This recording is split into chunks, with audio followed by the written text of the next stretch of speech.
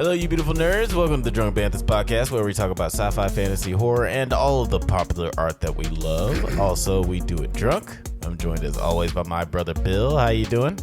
Dracarys. That's how I'm doing. Dracarys. Yeah, some very familiar words that we got to hear in this episode. Before we get started, I just want to thank you guys for watching and remind you guys to if you enjoy the channel, please leave a like and subscribe so you can get updates on new videos. We've got a lot of shit coming up in the next few months. So if you want to hear us talk about it, just go ahead and subscribe.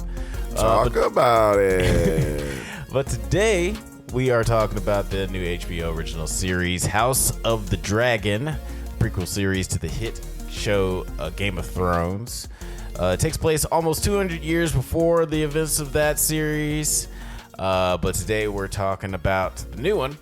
But Bill, what did you think of this new series? What were your feelings going in? Were you excited, nervous? Did you hate the way the last Game of Thrones ended? That sounds like a lot more investment. Like all those emotions are like serious investments. People. How did you feel about just like No, going I'm just into joking. this? I'm just making fun. Yeah, sorry, I'm that just does making, feel like a whole other podcast. I'm just making fun of everybody out there. All the feels, but yeah, the last episode of, the last season of Game of Thrones was garbage. As we all know, no need to beat that horse down. Beat it down. Yeah. See all of the videos that are probably tagged in this video, like all the ones that are suggested after this. But I fucking loved it. I loved this episode. They brought it in like it's supposed to be brought in, but you know what? A little bit more hardcore than its first rendition. Yeah, his definitely. first entry is what I say. I felt like we got to the nitty gritty. They showed us they're gonna be going hardcore. I mean, the first episode, boom, kicked in the door, waving the 4-4. Yeah, it was definitely very intense at the first episode. A lot of violence, a lot of gore. Of course, the first show had a lot of gore moments, but this one definitely upped the ante in the first episode. I feel like the first episode of Game of Thrones, I think I've talked about this on here, it's kind of boring especially compared to this one. Not a whole lot happens. Well, like, what happens in the last episode? I mean, the last scene, though, is pretty crazy, I believe. Yeah, I feel like the first scene and the last scene of the first episode of Game of Thrones really hooks you. Like, the shit with the White Walkers, plants the seed of intrigue, and there's a whole lot of world building, and then there's the shit with Bran off the tower, and I feel like that makes you want to see what happens next. This series seems a lot more just delved into the politics of everything and the awfulness of people. We don't really have a fantastical element to. But also, this series is supposed to be a civil war, so yeah. It's going to be more intense than the last one, even though we got some battles, but we never saw a lot of Robert's battles. We just heard about them. Like, Robert... Baratheon. No, not Baratheon. Stark? Robert Stark. Yeah. Rob Stark. Yeah, a lot of reusing of names in this book series. Because clearly George R. Martin isn't that creative. Yeah, and actually we'll get into that a little bit later. But I also really liked this episode. Can't wait to see what happens. But let's get into it. Let's talk about what we're talking about, ladies and gentlemen. What we're talking about. 9 years into the Viserys' reign, the Seven Kingdoms have seen peace for 70 years. 70. Viserys and Queen Aemma have only one child, Princess Rhaenyra. I think that I'm pronouncing all these words wrong. But no, that's right. Rhaenyra, yeah, that was right. Okay, good. And the Aemma is once more pregnant. To celebrate the birth of his child, whom he is sure to be a son, Viserys. I just know it's gonna be. I just know it's gonna be a son. It's like, ugh. I thought he was going to be devastated for a completely different reason than what ended up happening. Can't tell me nothing, baby. You can't tell me. I'm trying to tell you, he's going to be a baby boy. But Viserys has this heirs tournament to be attended by many of the high lords and ladies. which very much feels like the tournament in the first season. This is where a lot of the blood and gore comes in for sure. What did you think of this whole scene? I was like, I ain't never seen no Knights movie like this where they do it like this. Is this how they did it for real? Back in our day, maybe they just do it different in Westeros. Right? Yeah, it felt different than this didn't feel like a Knight's Tale or anything. Oh no, I was like, man, I'm glad what's his name is not here to see this. What's his name? That played Joker? I'm high. Damn, Heath Ledger, yeah. Heath Ledger. I was like, I'm glad Heath Ledger wasn't here to see this. I'm high, y'all. I'm apologize. This is a show about movies and television. I can't tell you Heath Ledger's name. Warning, marijuana affects the memory. It's not marijuana. It's whiskey and marijuana. It's a mixture of both. It's dangerous. Viserys's greatest troubles on the eve of the tournament are a new alliance of the free cities called the Triarchy and his troublesome younger brother, Prince Daemon Targaryen, commander of the City Watch, who leads the newly named quote-unquote Gold Cloaks, which you had mentioned off-pod that he's kind of the person who started the Gold Cloaks with the City Watch. They wasn't doing that till I got here. You know what I'm talking about? I brought that shit in. Y'all ain't know nothing. Back then, they didn't want me. Now I'm hot. They all goldy. They all goldy, baby. And, you know, he kind of introduces these gold cloaks and, like, he wants to impose his tyrannical, what you call it, imposition? Psychopath? He wants to, like, intimidate the people. Oh, yeah. He wants to use force. Against people, which is weird when it's real. That was a crazy scene, but like, what'd you think about, before we get to that scene, what'd you think about first appearance? We get a first thing, we get a dragon. Boom. Dragon. Yeah. Dragon scene was cool. It obviously mirrored like the Bells episode with the dragon flying over King's Landing. Cool moments. It's cool visuals. I couldn't help but think about like the moment where I started hating Game of Thrones. Oh yeah, I'll be like, oh man. But you know, it was a cool moment. I was like, weird flex, weird moment to open the series with. But it did. I did, you know, fall in love with the visuals of the world and these new characters. I like how they had these world buildings. Like, oh, you know what? The cinematography, the language, the even the clothing. Like, I did remember what I loved about the original series. I loved at the very beginning, before you see anything happen, they say this story has nothing to do with Game of Thrones. To give you a fucking disclaimer at the beginning. This happened 175 years before Daenerys Targaryen. Do not hit me in my DMs about goddamn where's Daenerys.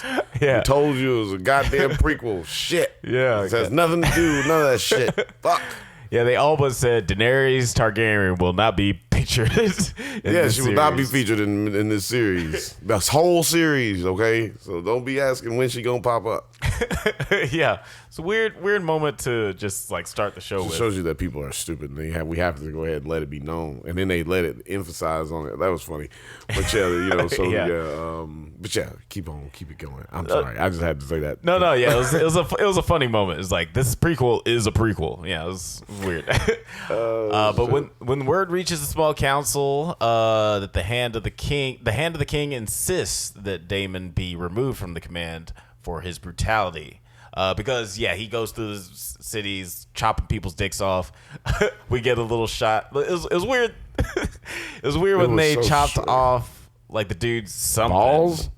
Yeah, maybe. I think it was balls. We paused it. Damn y'all for making us have pause and go backwards and look at this man's genitalia-ish thing. He had hair on it. So I'm going with he had balls. After he was accused of being a vapist, I'm not going to say he was, I'm not going to use the R word because we get demonetized, but he's like, vapist! And he's it's like, wait a minute, we can't even, did somebody accuse somebody of vape? I don't remember anybody accusing anybody of vape.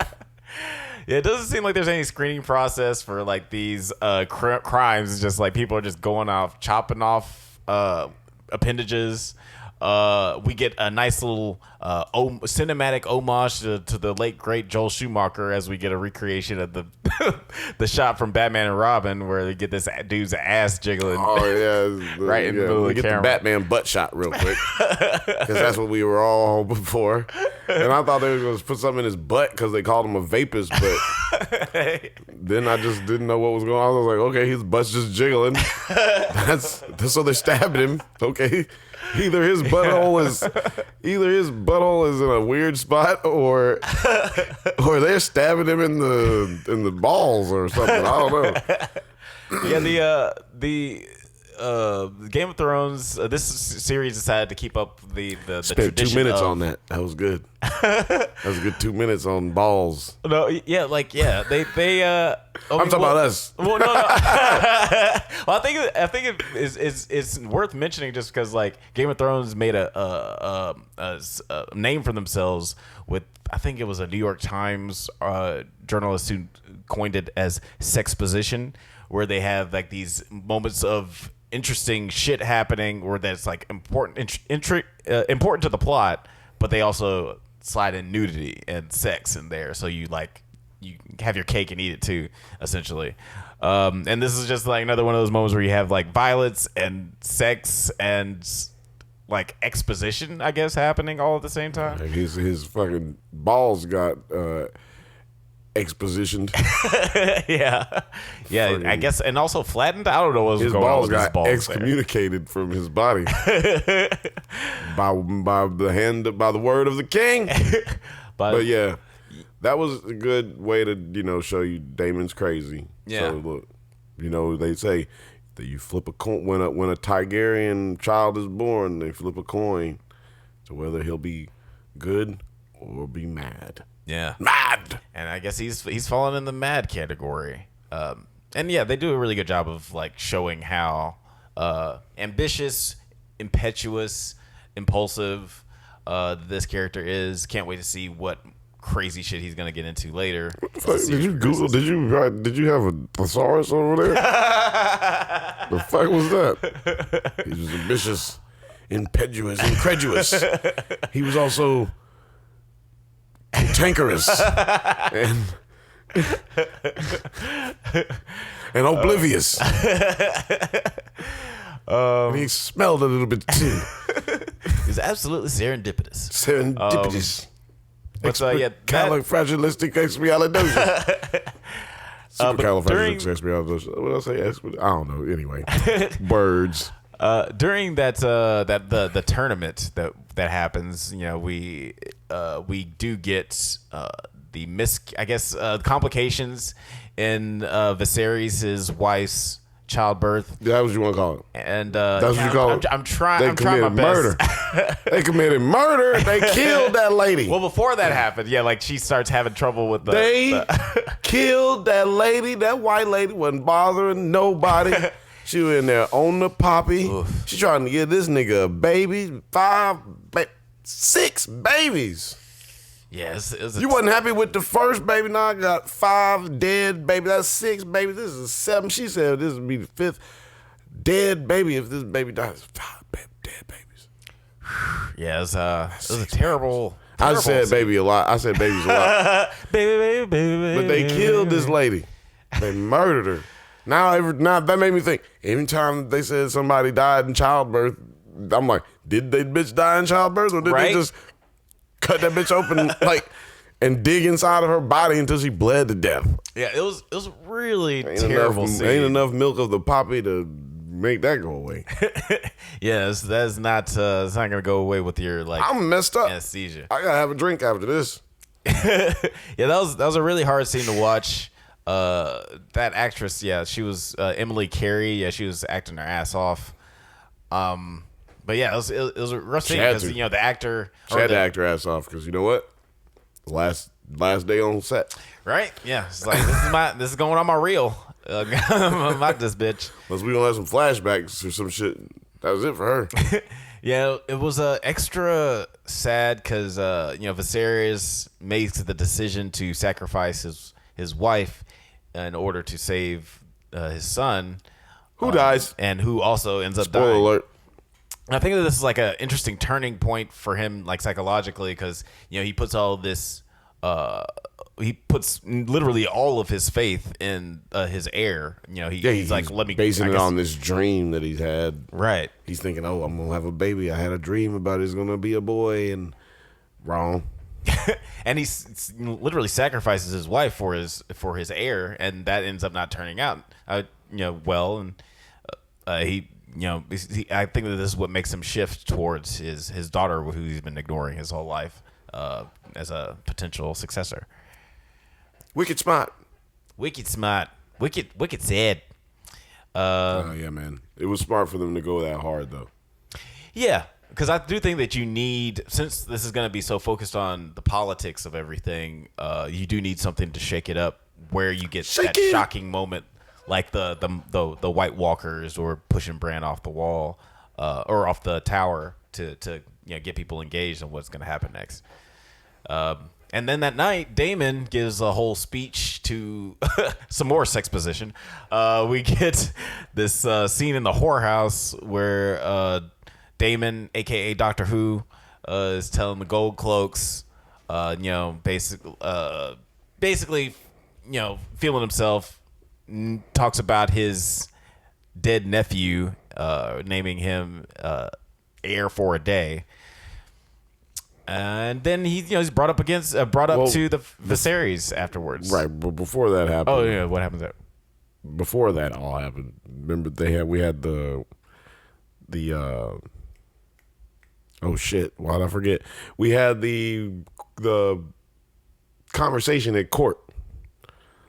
They had that conversation when they were in court. Mm-hmm. They were talking about how Daemon couldn't be let to be kept as heir of the throne, right? Because he's fucking crazy. You seen how he came in here looking all crazy? That nigga's crazy. Yeah, that's basically what the conversation was at the table. Well, who do you think should be the heir?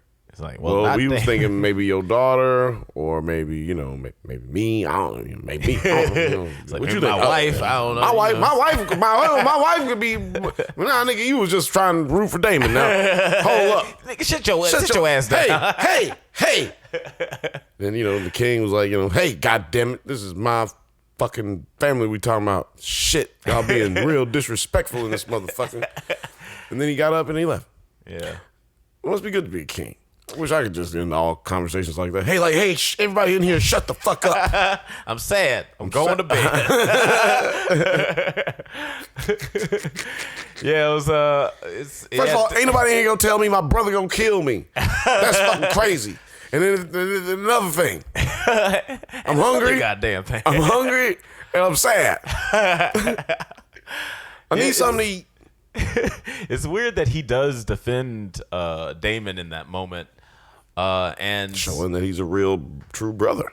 Yeah, and Daemon still sees it as a slight, because he doesn't necessarily speak of him super highly. He says he's not interested in the throne because he doesn't have the temperament for that shit. He doesn't have the patience, and I guess that on top of all the disparaging words from the rest of the council just inspires him to say this hateful shit about his dead nephew.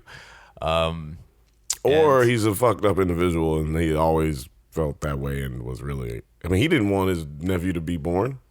He was all sad the day before he was going to be born, remember? That's true. Everybody's kind of having weird thoughts about this kid being born. Daemon, for obvious reasons, he wants the throne. Ray, I'm going to call her Ray. Ray, she doesn't want. That's what black folks do. They give white folks nicknames. Then white folks didn't even ask for no nickname. Nigga done gave them a nickname. I'm doing it more for my memory because I can't remember exactly. That's what all niggas is doing it for. What you talking about? More for your memory. It's everybody. That's what we do. Yeah, fair enough. But yeah, I let all the secrets out. My bad, y'all. I told white people what. You're letting out the black secrets. My bad. Everyone people. here is sorry, not white people. If your black friend, they still love you. If they gave you a nickname just to remember your name, they love you. Yeah, they love you because they want to remember your name. Right. And they remember your name because they love you. But yeah, I do. It is interesting that she is also having conflicting thoughts because she, her dad is putting all of this onus and all this importance into this child who isn't born just because it may or may not have a dick. And she wants to, she's already mentioned that she's different than the other women. That's what they say in this show. A cock. Cocks and cunts. Cunts and The world is run by cocks and cunts. I'm sure that's like a book in the Game of Thrones the world. world is run by cocks and cunts, and Bill will sit in here and roll a blunt. A song by Tyrion Lannister. But yeah, I thought that it was interesting, that she's already shown herself to be different from most of the women that are Targaryens and Valyrians. That she wants to fight, she wants to ride dragons, and she wants to rule. And then after the tumultuous and apparently situation dragons smell. Didn't get to hear that before. Yeah, which makes sense. You riding horses all day, you're gonna smell like a horse. Ride a dragon all day, you're gonna smell like a dragon. Unless it's this dragon right here, you know what I mean? Ride a dragon, and you won't smell if you ride this dragon. Anyway, y'all get it when you get in the car. But yeah, I do. So later on, Viserys has this come to Jesus moment. Where Lord of mercy. Where he talks to Ray at the shrine of Balerion the Dread, to inform her that she will be named heir to the Iron Throne. And I did like a lot of the editing of this episode. They did a lot of stuff where like they would have a scene going on and talking about something that happened before or something that's going to happen in the future, and they'll intercut it with that scene. I thought it was an interesting way of having pacing and just like moving things along very well. What did you think of like the way that this was shot and directed and everything compared to Game of Thrones? I feel like I just looked up and saw that dude's butt right there. That's great moment. That's what I feel like. The production value has gone up big time. We are seeing way better, like as we did with as Game of Thrones grew, we saw the CGI and everything get better, especially with the practical way that they integrate practical and CGI together. Yeah. We saw that get better as the show got older, and I think we're going to benefit from the success of that show. This show is going to benefit from all of that and be able to do a lot more, like seeing people get hit in the face with an axe for some reason. People just love that. People love that. How you love that? Yeah, that tournament was pretty brutal. Yeah, it was pretty cool though. Yeah, chopping people's hands off. You know what I'm saying? Like, we love that for some reason. So expect to see more of that because, like I said, it's a civil war. Yeah, we're gonna see dragons fighting, people fighting. Fighting. Yeah, I did see. Like, I remember watching a YouTube video about this like 5 years ago about just the duel of dragons because I was just curious about the lore, and I've since forgotten all of it, which I'm glad because this is all gonna still be like fresh and new to me. But yeah, it seems like shit is about to get really, really terrible, especially with like things like the dragon pit, which we saw was in shambles in Game of Thrones and is like fully intact in the present day of this series. Little nods to let you know that things are gonna get fucked up pretty soon. And a civil war between two families that have dragons definitely not going to end well as far as collateral damage goes. I just feel bad for the people of Westeros. Yeah, right? They got to deal with all this shit all the time, man. These people are crazy. Yeah, it's like being the people of Metropolis. But when the king makes Rhaenyra his heir, and he's sitting there talking to her in the basement, catacombs or whatever, he tells her the secret of being the king of Westeros. Yeah, that's Aegon had a dream. I don't remember that being brought up. ever. But yeah, Aegon had a dream like Martin Luther King, and he said it's got to be somebody like me on the throne so that we can stop this crazy darkness that's coming for us. And I thought that was dope. Yeah, I thought that was interesting because I thought we would probably get no otherworldly type shit, and who knows where we're gonna be going back for. Oh, I mean, they can do so much with this because the show, like it's been explained several times how the book is written. They don't really explain like intricacies of people's lives a lot, so they can really dive into certain things and explain like why certain things did happen. Right. This is what led up to that. Right. So I just love that we've got checkpoints that we got to hit basically in this series, and we just get to take the ride and watch and find out all together. Like, you know what I'm saying? Like, and they can't fuck it up really because it's already written, and they don't have to like try to make up stuff as they go along. Yeah, this is they have some interesting leeway with this because it's not. Obviously the last couple of seasons of Game of Thrones were based off of books that hadn't been written yet. And this is sort of based off of like a short story. So we have a beginning, middle, and end of how the story is going to play out. But they do have some room to just like add some intricacies and like character development in between. Because we do have 10 episodes of this Oh, it's season. 10? You looked it up? Good. Yeah, I looked it up. It is 10 episodes. And we might end up getting a second season. Who knows? I don't know how long they plan on making this ride out. And we did have a failed pilot. They had that Stark's Winterfell prequel series that they made for like $40 million, and then they were like, "Oh, this is bad," and they canceled it in between like Game of Thrones and this coming out. So it did give. It does give. I say all that to say that like this gives me some confidence that this will be really good because like they obviously not going to invest a lot of time and money into something unless it's as good or better than Game of Thrones was. So yeah, I'm excited. Yeah, man, we got and then after this one, not to look ahead too far ahead, but after this one we got what's the name of that movie? That show. Oh, the Jon Snow Snow that's right. sequel. Yeah, Jon Snow, Kit Harington, and George You know what it R. should Martin. be called? You know what it should be called? I was gonna say you know what it's called, but it's gonna be a lie anyway. But it should be called You Know Nothing.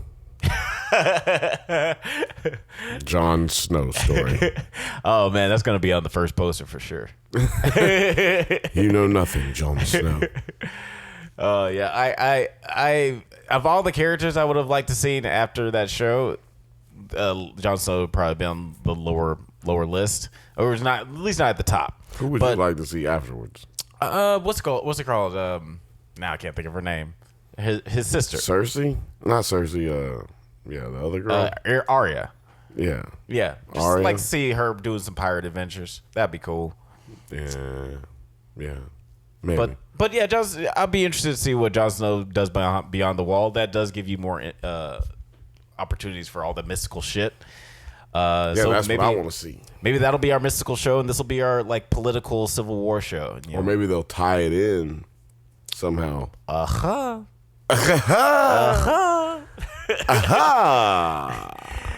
Yeah, this show is ripe with theories and foreshadowing and homages to previous and future series.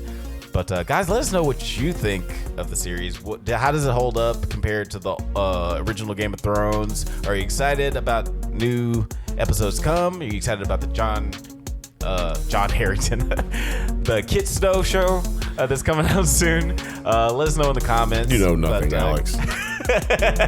I know literally nothing. You know nothing. But guys, thank you for listening to the Drunk Banthas podcast. We do this every once in a while, so go ahead and leave a like, subscribe so you can get updates on new videos. Check us out on Twitter, IG, TikTok, likewise, Apple Podcasts, Spotify, all of the internet things at the Drunk Banthas. Until next time, stay safe, my little dragons, and may the force be with you. Team Rhaenyra. Team Ray Ray.